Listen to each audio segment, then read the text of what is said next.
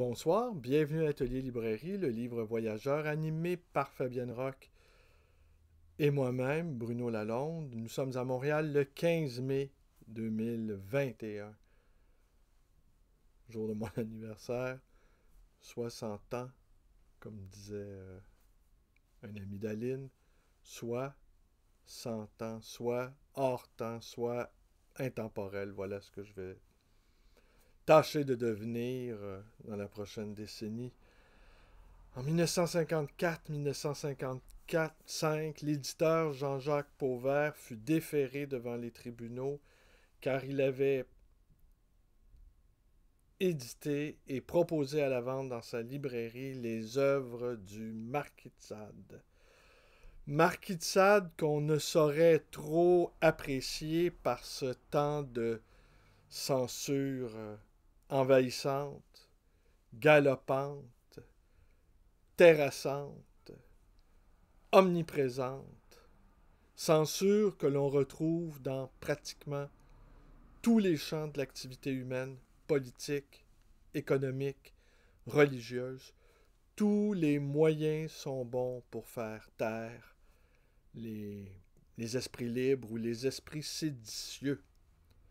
On entend toujours le procès de Julian Assange, qui a eu le courage, l'infini courage intellectuel de mettre à jour les complots de cette superpuissance américaine. La guerre numérique, on se rappelle d'il y a 10 ans, où on ne pouvait plus soutenir Wikileaks, les cartes de crédit, PayPal, Mastercard, Visa avaient bloqué l'accès au financement. Alors, il y aurait long à dire, d'ailleurs, ça va être le thème de la vidéo de demain, où je vais tenter, grâce à un livre assez important, somme toute assez sommaire en fait, de cartographier toutes les zones où la censure se fait sentir. Vous allez voir, il y a beaucoup, beaucoup, beaucoup de censure. Et une des censures dont on ne parle pas suffisamment, c'est la censure par l'abondance. C'est-à-dire, on se rappelle le mot de Bernard Noël, qu'on vit dans un monde où qui a une absence de sens. Hein? C'est la censure avec un S. Et cette absence de sens va de pair avec une abondance. Alors, il y a tellement, tellement, tellement, tellement de livres qu'on ne sait plus, qu'on ne sait plus, qu'on ne sait plus les choisir, qu'on ne sait plus faire appel à notre propre boussole de lecteur. Alors c'est pour ça qu'il y a les coups de cœur, il y a les palmarès.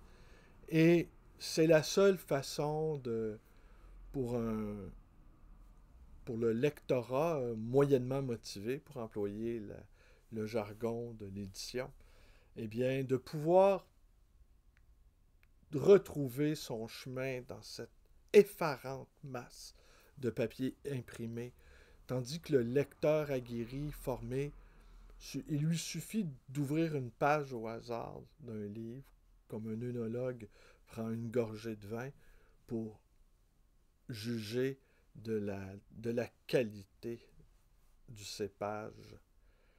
Donc, 1954-1955, l'éditeur Jean-Jacques Pauvert se retrouve devant les tribunaux. Il est accusé. Et c'est maître Maurice Garçon, homme littéraire par excellence, qui en assure sa défense.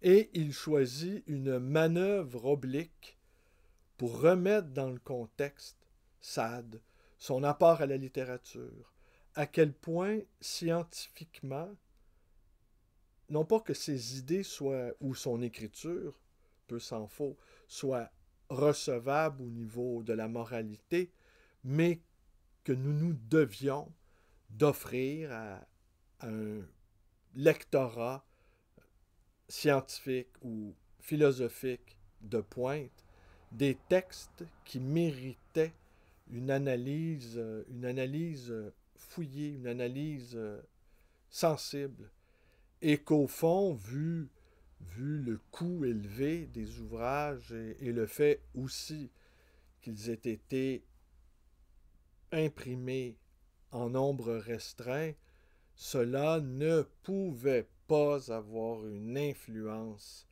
maléfique auprès du plus grand nombre. Ce procès fut célèbre également car à la barre de la défense, on y retrouva des noms extrêmement connus: Cocteau, Bataille, Breton, Paulhan. Et dans sa défense, Maurice Garçon n'hésitera pas à évoquer Apollinaire, Jules Janet et d'autres critiques de son époque qui ont eu un regard distancié par rapport à l'œuvre du Marquis de Sade. Alors ce soir, ce que je vous lis après 3 vidéos où je vous ai lu en partie la défense de Maître Maurice Garçon, ouvrage tiré de Littérature et obscénité, Liberté et obscénité de Jacques Hébert, publié en 1970 aux éditions du Jour. Ce soir, je vous lis donc le jugement en lui-même. Et après, je vais y aller de une ou deux remarques concernant d'où vient cette moraline-là et qui en sont les principaux agents. L'Empire américain. Et vous allez comprendre qu'un empire, parce que l'Empire américain quand même, tous les pays occidentaux sont devenus dorénavant des satellites de cet empire, eh bien, une des caractéristiques d'un empire, on l'a vu avec l'Empire britannique à son apogée pendant l'époque victorienne, c'est sa capacité à coloniser les esprits. Et c'est se donner le beau rôle. C'est offrir la prévalence de la vertu, qui a le monopole de la moralité. N'importe que ce même empire use et intervient violemment dans des pays en ne respectant ni les usages, ni les coutumes, ni le territoire, pour des raisons entre guillemets, de réelle politique. Cette colonisation-là s'accompagne d'un mode d'emploi nécessairement qui consiste à moraliser les conquis, à moraliser l'espace dans lequel se meut les conquis. Alors c'est pour ça qu'on voit, finalement je vais y aller avec ce commentaire-là maintenant, c'est pour ça qu'on voit, et là on peut faire le parallèle entre l'Empire britannique, l'Empire américain, ou à son apogée l'Empire britannique pendant l'époque victorienne, où la pudibonderie, l'hypocrisie, la façade de mœurs vertueuses côtoyait l'infâme, l'extrême pauvreté, les abus sexuels commis sur des enfants. Et tout ça sous un fond de respectabilité. Alors l'Empire américain fait de même. Il offre des images de la vertu et même et le moralisme avec la pornographie industrielle, le pillage de certaines ressources, la violence exercée sur certains États. Et tout ça aussi dans une atmosphère où même les étudiants américains qui réclament des safe spaces, des espaces sécuritaires, où certains groupes minoritaires se jugeront à l'abri d'une certaine violence symbolique du groupe majoritaire, à savoir l'homme blanc occidental, probablement ces étudiants racisés et sécurisés également dans leur safe space ne semblent pas réaliser que malgré le fait qu'ils puissent être également des victimes, ils sont également des représentants de cet empire colonial. Et on aurait on aurait tendance à penser qu'un étudiant américain racisé aura toujours plus de droits plus de droits et plus de puissance dans son agir qu'un étudiant russe, par exemple, ou un étudiant chinois, ou un étudiant des pays vassaux des Américains. Alors, et ce double jeu de se mettre à l'abri, au fond, des exactions que l'Empire commet et duquel on appartient. Alors, vous voyez un peu l'idée? C'est qu'au fond, on distille, on instille, on répand la vertu, la moraline, pour mieux se mettre à l'abri des monstruosités que cet empire-là propose. Et des dégâts que sur le plan culturel, il inflige à la diversité planétaire. Alors, de ce point de vue-là, faut... et les gens, beaucoup de gens ne semblent pas réaliser qu'au fond, la colonisation par l'Empire américain est tout à fait réussie. Alors, j'aurais pas d'autres propos donc à ce sujet. Et Sade, qui était, bon, vous l'avez entendu hier, au fond, s'en est pris également aux puissants. Et lorsque la Révolution française a commencé à offrir ses fruits, dans certains cas vénéneux, il n'a pas hésité à faire preuve de réserve, à faire preuve de modération. Le sang ne lui est pas monté à la tête et il ne s'est pas livré à une débauche de justice. Il est resté tempéré dans l'administration de la justice, ce qui ne lui a pas été pardonné.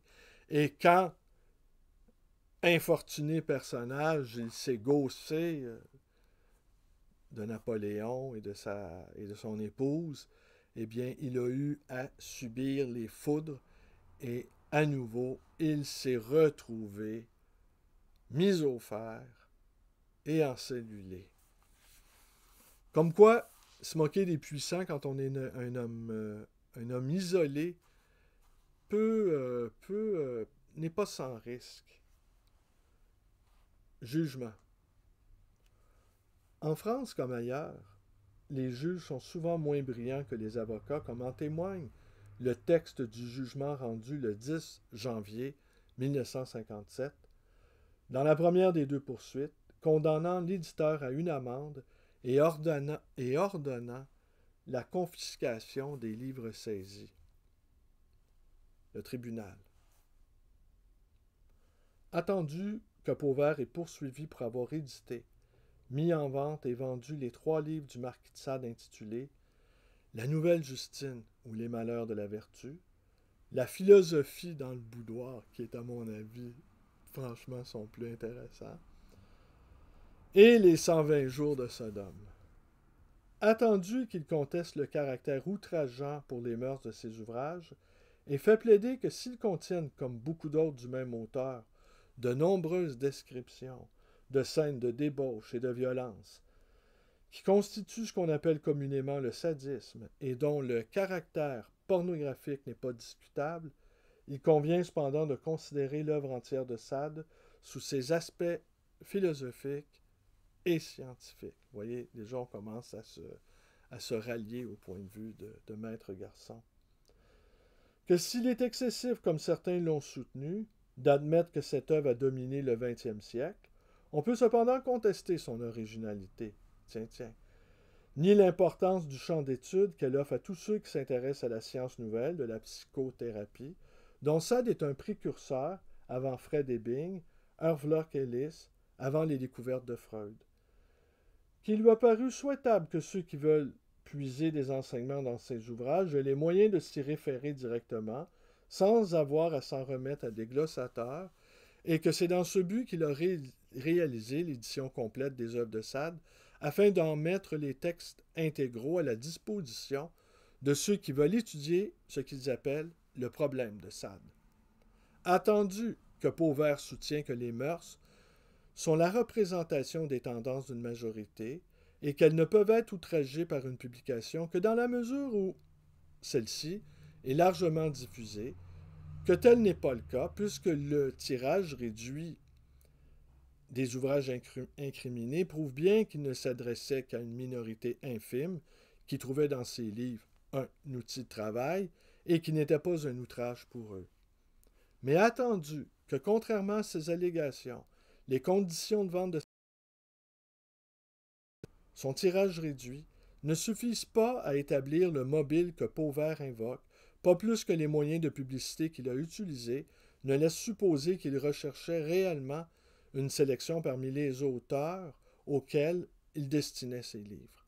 Attendu qu'il fut notamment paraître une notice publicitaire dans la revue Le Crapouillot, qui ne peut être considérée comme une publication de caractère spécialement scientifique, psychologique ou médical, et qu'il n'est pas indifférent de remarquer que cette notice figure dans la revue à la même page qu'une liste d'autres ouvrages de caractère érotique à laquelle elle est juxtaposée.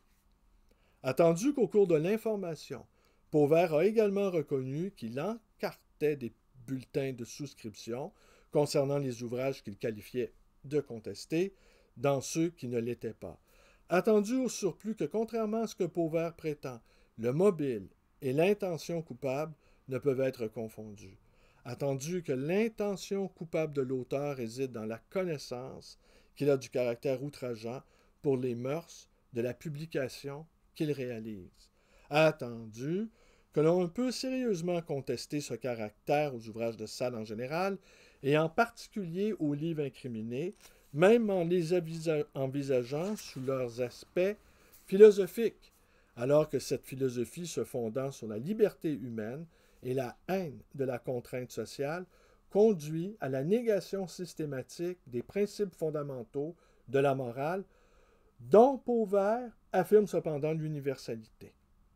Attendu que les tendances de cette philosophie se trouvent résumées dans l'introduction, la nouvelle Justade, Justine, où Sade écrit « Si plein d'un respect vain, ridicule et superstitieux pour nos absurdes conventions sociales, il arrive que malgré cela, que nous n'ayons rencontré que des ronces, où les méchants ne cueillaient que des roses.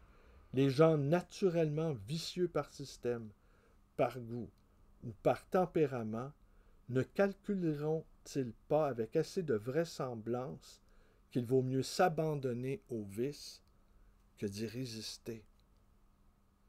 Ne diront-ils pas avec quelques apparences de raison que la vertu, quelque belle qu'elle soit, devient pourtant le plus mauvais parti qu'on puisse prendre quand elle se trouve trop faible pour lutter contre le vice, et que dans le siècle absolument corrompu comme celui dans lequel nous vivons, le plus sûr est de faire comme les autres.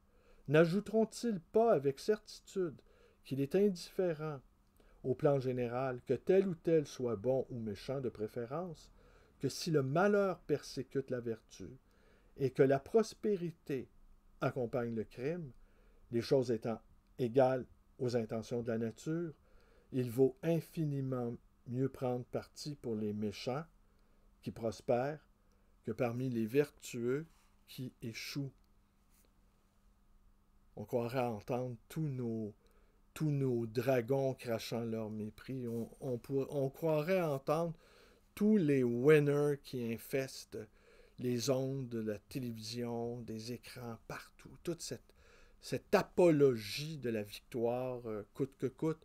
Et le président pornographique déchu, n'en est-il pas la plus belle illustration? Au fond, ce bouffon aurait pu être tout à fait sorti d'une séquence entre deux orgies de la philosophie dans le boudoir, dans la philosophie à la Maison-Blanche.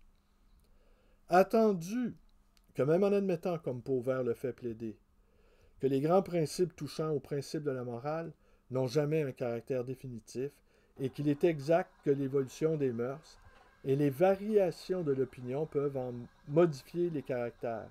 Ces modifications, si libérales qu'elles soient, ne peuvent considérer comme tolérables de telles opinions excessives qui font affirmer à une des héroïnes du livre, tiens, une héroïne, la philosophie dans le boudoir, qu'il n'y a aucune action dangereuse parmi celles qui sont généralement considérées comme criminelles et punies comme telles, d'un bout de l'univers à l'autre, pas même le vol, ni l'inceste, ni même le meurtre, ni le parricide. Attendu que dans ce même livre, Sade affirme encore que le meurtre est une action que les sots ont la folie de blâmer, et que notre orgueil s'avise d'ériger en crime, alors que, comme toute destruction, elle est une des premières lois de la nature, et que celui-ci qui commet cette action varie les formes de cette destruction, en rendant cette nature, les éléments dans sa main habile se sert pour récompenser d'autres êtres. Attendu que Pauvert, tout en proclamant que le livre est le véhicule noble de la pensée et que la liberté de s'exprimer est un droit inattaquable, convient cependant que l'exercice de ce droit n'est pas sans limite. Attendu que l'on ne saurait considérer que dans l'exposé des principes de cette philosophie, Sade s'est borné à exercer librement ce droit sans en dépasser les limites. Attendu au surplus que dans l'appréciation des influences dangereuses de cette œuvre, on ne peut dissocier les principes de cette philosophie des abondantes scènes de débauche et de violence qui en sont les applications, et que même dans le livre Les 120 journées de Sodome en constitue l'objet essentiel. Attendu d'ailleurs que le prévenu ne conteste pas le caractère pornographique de ces descriptions, qui présentent au lecteur comme licites, parce que naturelles, les manifestations les plus dégradantes de la dépravation humaine, et dont les effets dangereux ne trouvent une atténuation relative dans les impressions de monotonie et de répugnance qui s'en dégagent.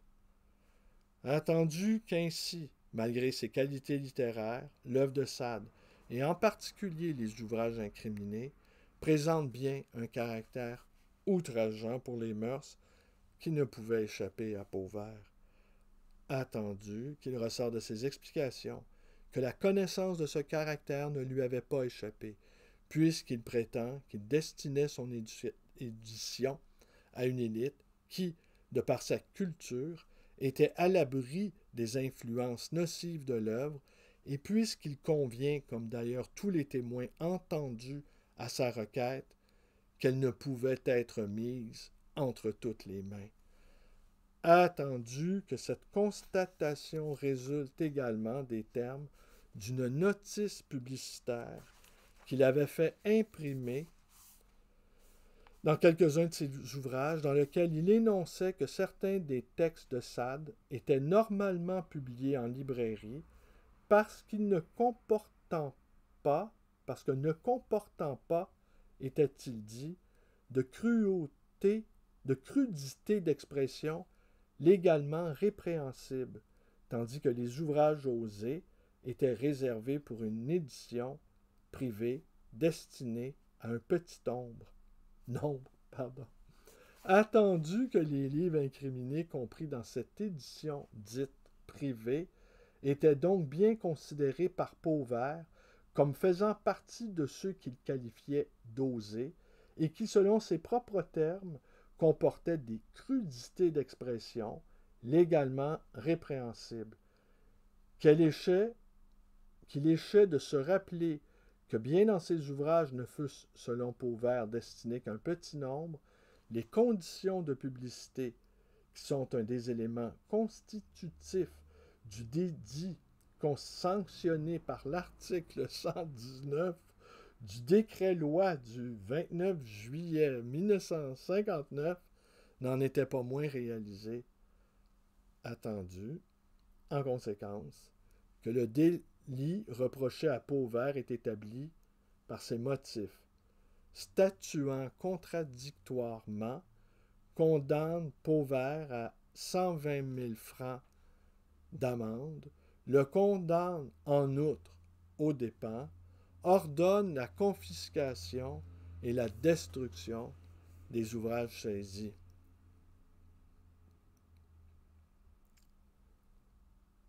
Jean-Jacques Pauvert porte sa cause devant la Cour d'appel de Paris le 12 mars 1958, acquitte l'éditeur dans la deuxième poursuite et adoucit considérablement la sentence dans la première poursuite. On prétend que c'est en réaction contre ces jugements plus libéraux que fut promulguée l'ordonnance du 23 décembre 1958 rétablissant en France une sorte de censure destinée, en principe, à protéger la jeunesse, mais comportant en pratique des dangers sérieux pour la liberté d'expression. On n'en a pas fait le tour, on n'en fera pas le tour, mais demain je vous reviens sur cette... En fait, c'est ça qui est intéressant, c'est que, vous voyez, j'ai évoqué quelques pistes. La censure par la non-lecture, par le dédain de la lecture, par l'indifférence face à, non pas nécessairement au savoir, mais l'indifférence aux zones d'ombre de l'humanité.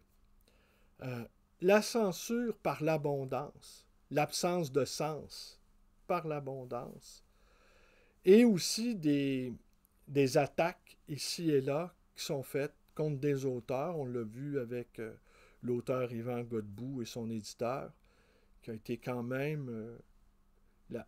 la police est venue le chercher dans son lit à l'aube, et lui-même a connu, suite à cette épreuve, assez inimaginable pour un auteur. Cependant, l'Union des écrivains québécois l'a tout de même soutenu, a même eu un épisode, et c'est de nature publique, ce n'est pas une révélation ici privée qu'on m'a fait ou que je dévoile de manière indiscrète. Il a même eu un épisode où il a fallu qu'il soit hospitalisé à l'hôpital, tellement la pression médiatique et judiciaire faite sur lui était par trop insoutenable, intenable. On ne dira rien non plus de l'autocensure. On pourra juger comme M. Jarousseau oui, l'a mentionné en commentaire. Et forcément, on ne peut pas tout dire. Mais j'aurais envie de dire que les choses que l'on tait, il y a des choses qu'on n'a pas le droit de taire non plus. Alors c'est quoi? C'est la balance des inconvénients qui doit être faite par n'importe quel auteur. Mais quant à moi, une œuvre de fiction, quelle qu'elle soit, peut se permettre de pénétrer le plus en avant possible dans les arcanes ombrageuses et mystérieuses et parfois révoltantes et parfois même dégradantes, comme on l'a vu avec Sade, les arcanes mystérieuses de l'esprit humain. Et c'est peut-être l'une des tâches, mais vous le savez, je pense qu'on ne doit pas instrumentaliser non plus la littérature. La littérature, j'aurais tendance à dire, nous permet d'aller le plus loin possible dans l'imaginaire et la levée de tous les tabous permettant cette libre exploration des innombrables facettes de la psyché humaine pourrait être une de ses caractéristiques. Mais bon, pour l'instant, on va suspendre la réflexion autour de Sade. Je ne saurais trop vous recommander la lecture de justement Justine, les 120 jours de Sodome, et surtout l'impayable philosophie dans le boudoir, où, au beau milieu d'une orgie, et c'est, à mon sens, c'est d'une drôlerie inimaginable, on a le droit à une dissertation philosophique sur le mal, sur le bien, sur l'état de nature, que la nature est complètement...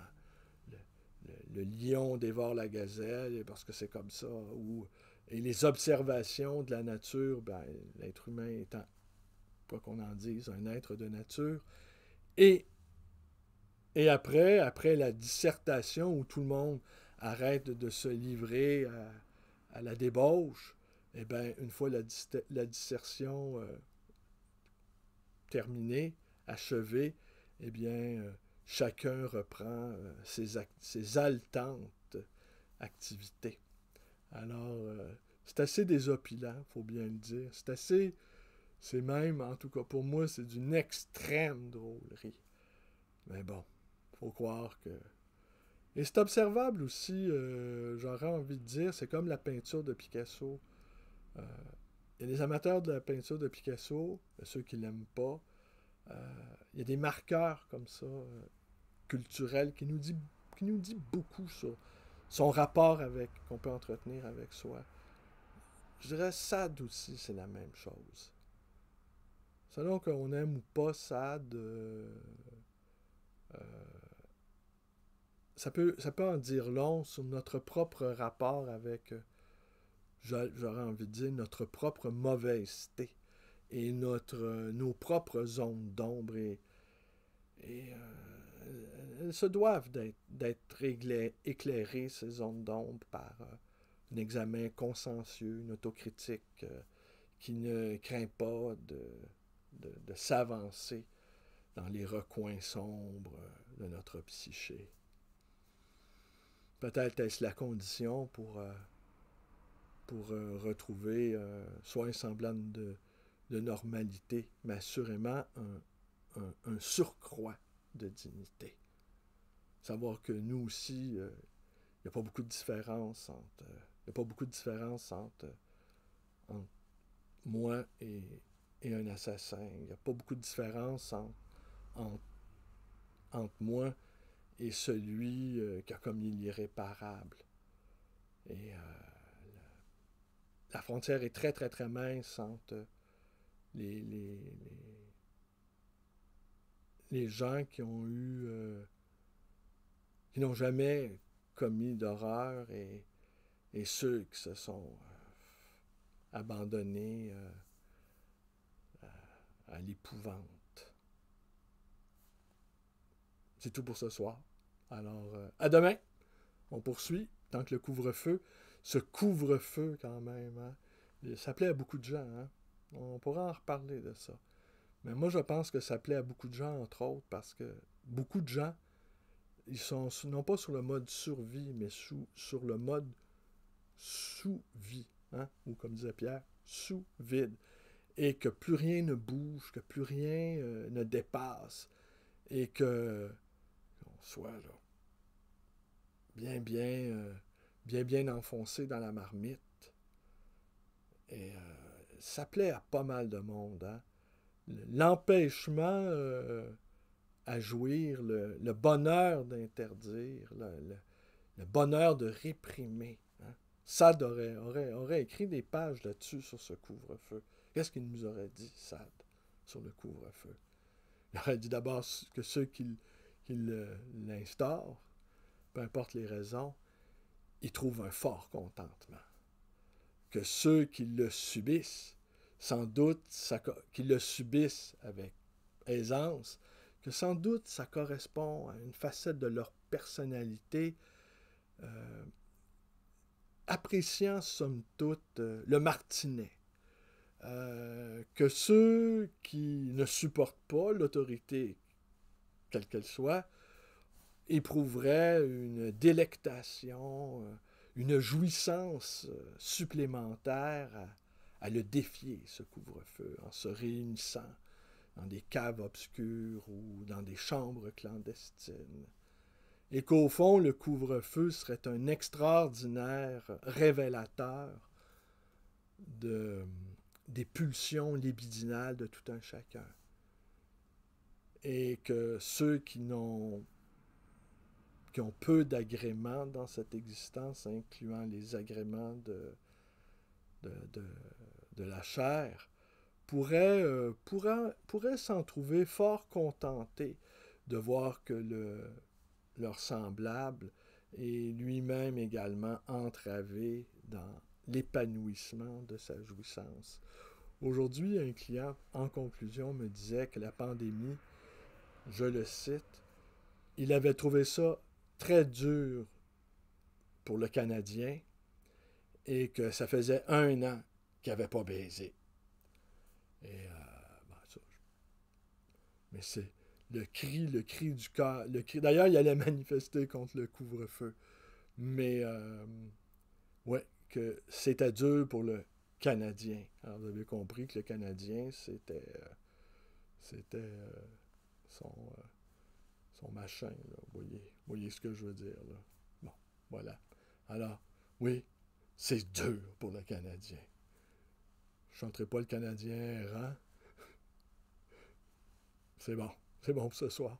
Allez, merci et ben oui, à demain, jusqu'à extinction des feux.